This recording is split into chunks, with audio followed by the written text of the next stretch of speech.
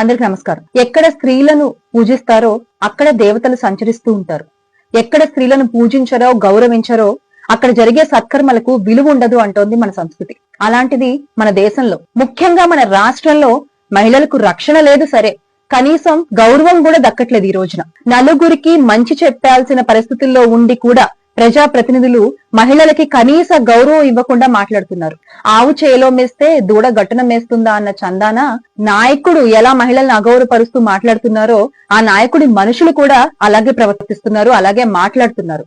Car షెడ్డులో ఉండాలి, ఆడది వంటింట్లో ఉండాలి అంటారు ఒకళ్ళు. మీకు జీతాలు ఎందుకు, రూమ్లు కట్టిస్తాను, రాత్రంతా సంపాదించుకోండి అంటూ డ్వాక్రా మహిళలను ఉద్దేశించి మాట్లాడతారు ఇంకొకళ్ళు. ఆడది కనిపిస్తే ముద్దైనా పెట్టాలి, కడుపైనా చేయాలి అంటారు ఇంకొకళ్ళు. అసలు అంటే ఒక ప్రజాప్రతినిధిగా ఉంటూ ఒక ఉన్నత స్థానాల్లో ఉంటూ నలుగురికి మంచి చెప్పాల్సింది పోయి వీళ్ళు మాట్లాడే మాటలు వింటుంటే అసలు వీళ్ళని ఏమనాలో అర్థం కాని పరిస్థితి. నిన్నటికి నిన్న చినరాజప్ప గారు ఏమన్నారు, ఎమ్మెల్యే అభివృద్ధి పనులు చేయకుండా కౌన్సిలర్లు అన్నారు. ఇలాగేనా మీరు మహిళల గురించి మాట్లాడేది? ఇలాగేనా మీరు మహిళల్ని చూసేది? ఇలాగైనా మీరు మహిళల్ని గౌరవించేది? చినరాజప్ప గారు, మీరు మాట్లాడింది తప్పు.